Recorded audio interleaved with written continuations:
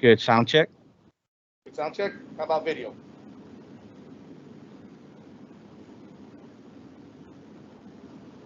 Good video. Thank you. Good You video. may begin. All right. Copy that. Thank you.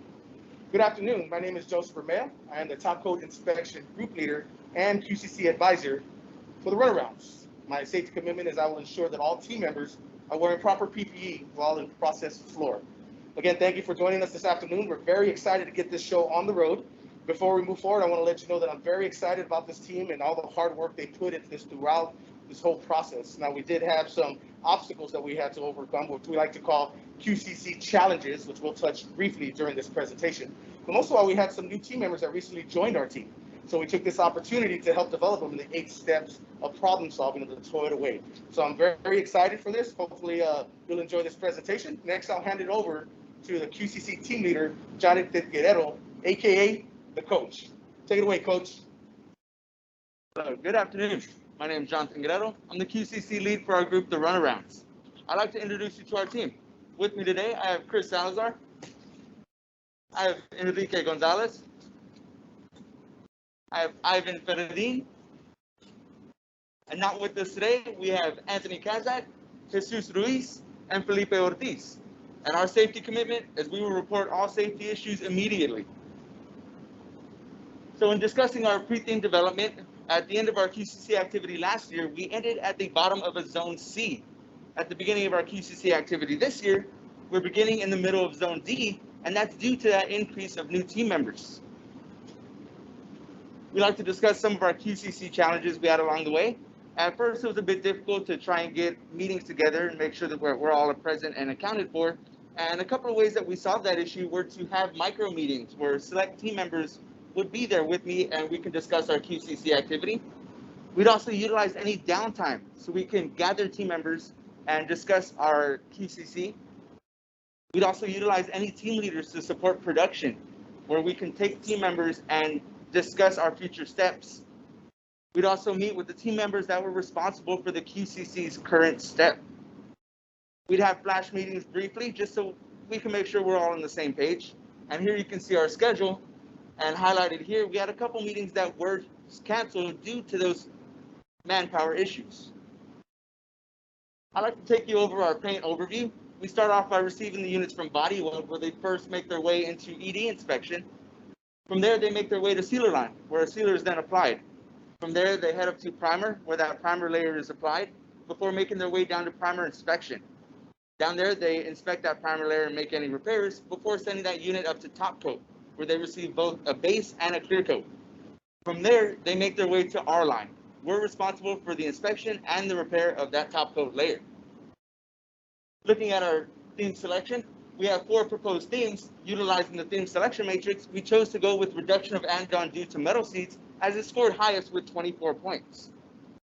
In step 1, clarifying the problem, our ultimate goal is to reduce the amount of andon so we can minimize delayed units to our customer.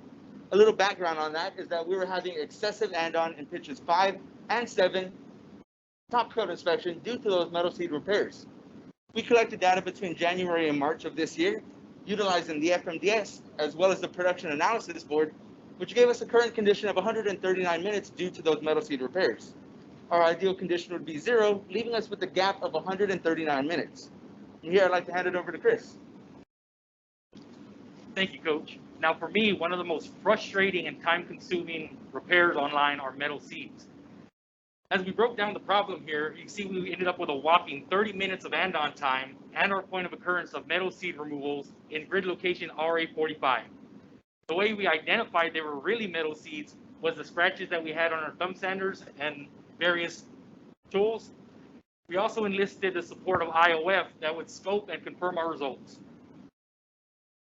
We now needed to set a target to eliminate the downtime due to metal seat repairs in RA45 from 30 minutes down to 0, which is a 100% reduction, and the impact to our overall gap of 139 minutes down to 109 minutes, giving us a 22% improvement by April 30th. Now here's back to Coach.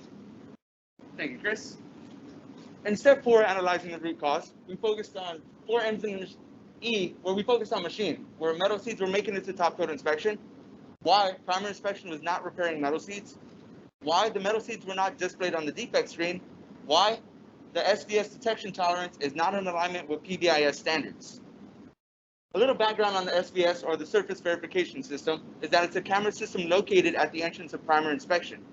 Here you can see a unit passing through that SVS. The camera system then captures and identifies defects that measure 1.6 or greater, and then displays them on the defect identification screen for team members to then make repairs. Our issue with that is currently at top coat inspection, we utilize PBIS, where the standard in that zone can be no greater than 1.5 millimeters. When the SVS system was implemented, the standard was set in alignment with CBIS standards, where the standard in that zone could be no greater than 2 millimeters. A cushion was given at 1.6 with the understanding that the difference between 1.5 and 1.6 is not distinguishable to the human eye. However, they did not take into consideration the two-process paint application. So units leave primer inspection, head up to top coat inspection, where they first enter base coat and they receive their first layer of paint. From there, they make their way over to clear coat application, where they receive a second layer of paint. So defects measuring 1.5 and 1.6 can then increase in size to 1.7 upwards to 2.0, bringing that to a no good condition at top coat inspection, bringing us back to our root cause of the SVS detection tolerance not in alignment with PBIS standards. I'd like to hand it over to Ivan. Thanks, Coach. Step 5, develop countermeasures. Our 4 proposed countermeasures were reduce SVS defect standard, increase inspection standard to CBIS standard, offline all metal seeds, finally, add manpower to pitch repair 5. By utilizing our countermeasure selection matrix, we went with the highest score of 23 points, which was reduce SVS defect standard. Step 6, see countermeasures through. Our action plan was primer inspection group lead and Jonathan would review the system and the standards. Next, the primer inspection group lead reduced the SVS standard from a 1.6 down to a 1.3. And finally, our team was able to run a trial for 2 weeks utilizing our trial form to collect data. Enrique? Step 7, confirming results. During the course of our trial, we monitored our andon in pitch 5, RA45, and although we didn't bring home the gold of 0 minutes, we still noticed a decrease in our andon time from 30 minutes down to 7 minutes, giving us a positive impact to our overall gap from 139 minutes down to 116 minutes. Woohoo! Yeah! Good job. After all this hard work and running around we did, we as a team weren't satisfied with that 7. So we decided to get back in the race and go for that gold. Back to Chris. Thank you. So now, where are those 7 minutes coming from? Let's dig into this. Okay, now with the SVS detection tolerance in alignment with our PBIS standards, metal seeds were being identified, and the primer inspection were repairing them. So where are those metal seeds coming from, making it to top coat inspection? Again, we looked at material and environment, and they were both in good condition. We looked at the man. They were doing their standardized work. So we dug into their standardized work and noticed that team members were making incomplete repairs. Why? Because the team members weren't completely removing that metal seed. Why? The 2-step repair method was not being performed. Why was that? Because the second repair method, the Kyoto, was not allowed on the hood for their standardized work. As you can see here in their copy of standardized work, the only thing allowed on the hood is the first repair method, the sander. The second repair method, the Kyoto, is not allowed there. So what is the 2-step repair? Glad you asked. Let's run into this. First, the team member will sand the defect. As you can see here, the metal seed is still present, and that's not a good condition. Second step, the team member will use the Kyoto to completely remove that metal seed. It's then followed up by another sand to flatten out the repair and get it ready for top coat application. Here's Ivan. Step 5, develop countermeasures. Our 3 proposed countermeasures were implement procedure for Kyoto repair in new zone, add hood tri-stack, or implement different grit sandpaper. By utilizing our countermeasure selection matrix, we went with the highest score of 23 points, which was implement procedure for Kyoto repair in new zone. Step 6, see countermeasures through. Our action plan was for primer inspection group lead to update ties for new Kyoto tool repair area. Next, primer inspection team lead will conduct a refresher training on Kyoto repair and newly added area. And lastly, primer inspection group lead will provide a training module for newly added repair area. During our trial, we monitored the two-step repair method implemented in RE45. We then confirmed those repairs in top coat inspection, allowing us to bring our andon from 7 minutes down to 0, giving us a 100% reduction, impacting our overall gap from 139 minutes down to 109 minutes, giving us a 22% improvement, allowing our team to finally bring home that gold.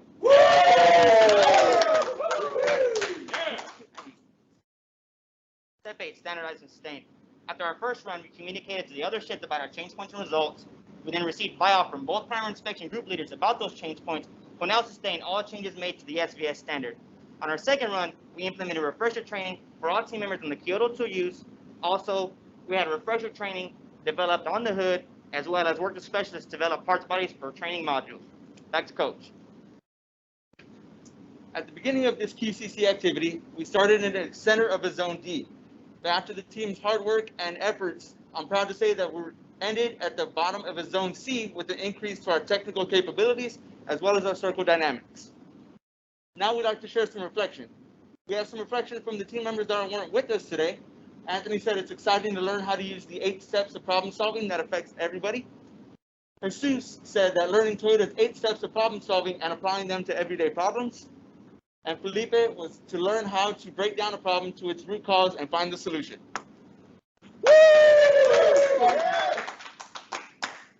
Now, as a former primer inspection team member for 7 years, it was really great to be able to share that prior knowledge with my current team to help us understand attack our goals.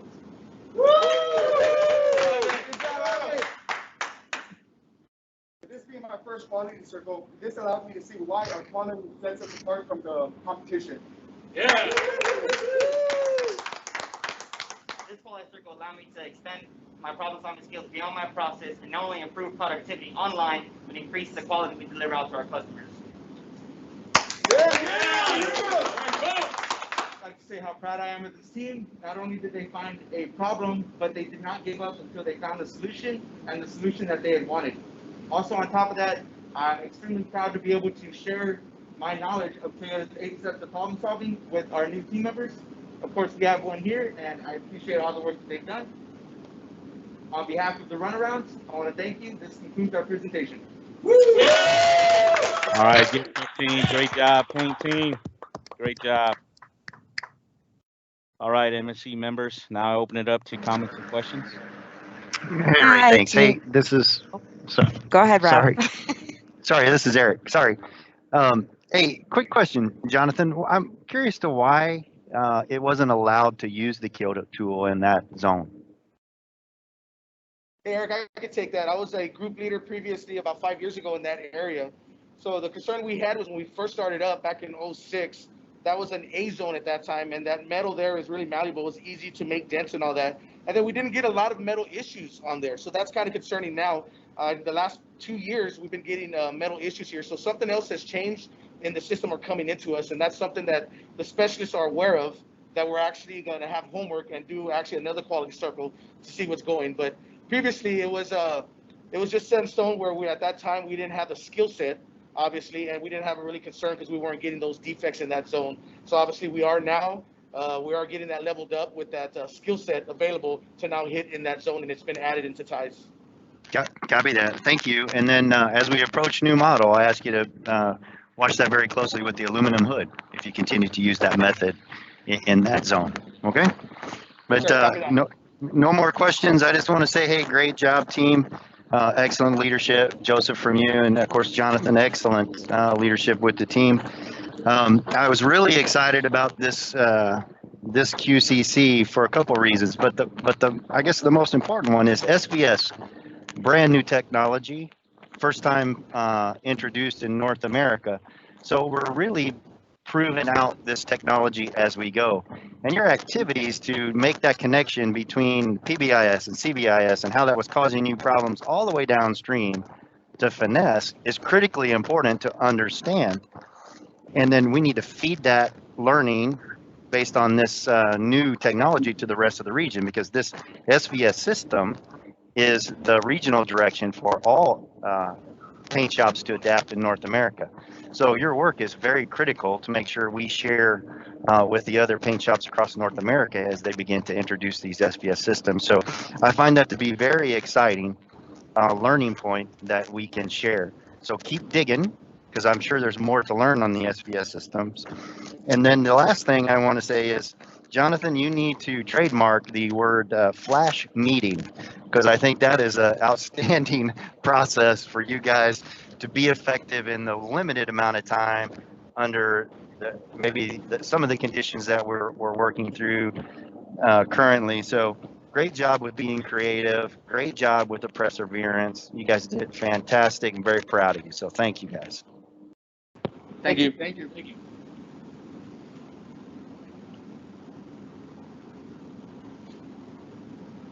Hey team, this is Kevin. So Eric, I think you probably had, I'm sitting around about 3 other people that were going to ask that same exact question about the Kyoto tool used in that area. So that was going to be my first question. So thanks for addressing that. I've got two other ones, and then some comments. The first one is, how many of the team, this is their first QC circle of your total team? Has everybody had, or is there some first-time members? I currently have 3 new team members that this is their first QCC activity. Okay, congrats to the first-time members. Great job of participating and growing your knowledge, and thanks to the other members who have done before to be able to share, to keep continuing to spread this wealth of growing. So I'm always interested in first-time members and first-time circle members, so thanks for that. Second one is, as Eric mentioned, it's very important on the SVS system. So because we did a lot of introductions of the SVS and did parallel trials, I'm certainly not a paint expert, so I wrote a lot of notes as you were talking, but in the, at 1.6 it was set as the SVS threshold, and PBI is thinking is 1.5. You did an excellent visualization for somebody as me as a novice to understand how that a 1.5 can grow to like a 1.9 or 2.0 because of the stack up. But I guess my question would be, let's erase SVS and go back to manual inspection. What, based upon your experience, Joseph or Jonathan, who have a long-term knowledge in that area, would we as detected this by the human eye of a 1.5 and picked up those metal seeds if we would have not had the SVS? In your opinion? No, I don't believe so. We would have. Team member would have set it our way. The SVS definitely brought it to our attention when it came to us, and usually we weren't getting that. Team members were identifying that, but yeah, it was definitely some as we found out, the specification was a little high, not considering that paint application. But I think it would be something that we probably wouldn't identify as easily over in top coat inspection. So definitely the SVS got us thinking, dug into the problem, but without that, yeah, I think it'd be a little difficult to really try to root cause that situation. Okay, well, thanks for that, because I think the SVS, what we know is inspection of small details like this over repetitive is tough on people's eyes.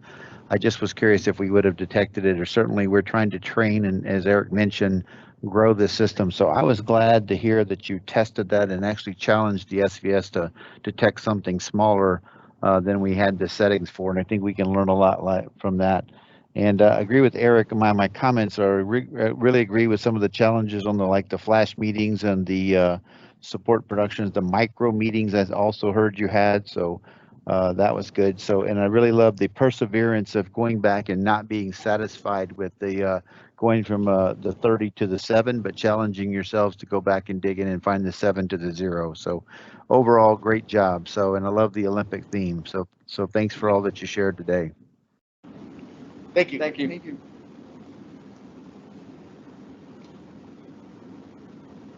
Okay, at this time, let's hand out some other hardware with the certificates. Sorry, Ray, this is Inga. I do have one comment for the team. My name is Inga Braithwaite, QCGM. My safety commitment is to understand and eliminate risk in my area. To the Runaround team, I want to say thank you for this QCC. Great job. I really like the linkage that you made between PBIS, CVIS, and SVS. It really helps us to understand what your struggle is, and you were very clear in sharing what that struggle is. If there is any additional items that you struggle with, please let us know so that we can adjust the PBIS as needed so that we can make your jobs easier. And you also open the door for to let me know of an opportunity that we should remove or help you eliminate some of the metal slivers that is coming your way.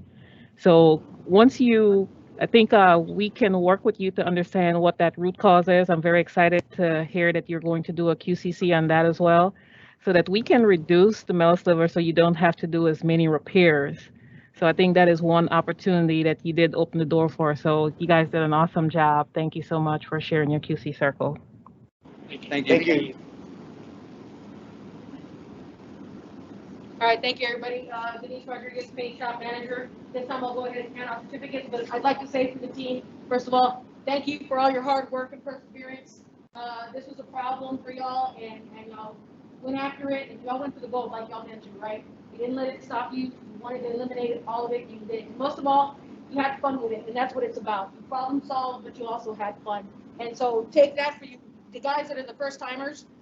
Take that fun and share it with the team when you go down back to the line today, and get other people motivated for more quality circles, because that's what it's about. We're going to improve ourselves by solving more problems. So let's hand out some more fun stuff here.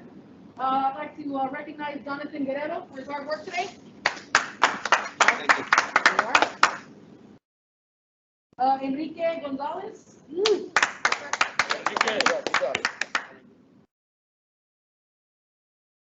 Ivan Ferden. Christopher Salazar. And lastly, Joseph Vermeer. Good job, Thank you all very Joseph. much, team.